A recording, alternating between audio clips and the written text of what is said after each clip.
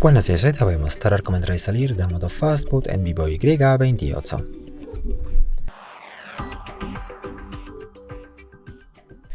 Para empezar, hay que apagar el dispositivo, nosotros ya lo hemos hecho, y luego hay que simplemente mantener presionados el botón encendido y subir el volumen a la vez y esperar hasta que el dispositivo entre en el modo Fastboot.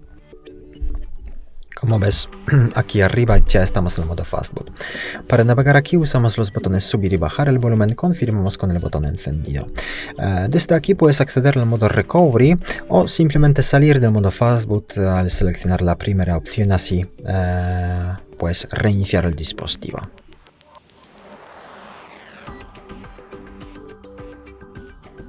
Y como ves, así acabamos de salir del modo Fastboot sin problemas. Muchas gracias por ver el vídeo, te invito a comentar abajo, suscribirte al canal. Hasta luego.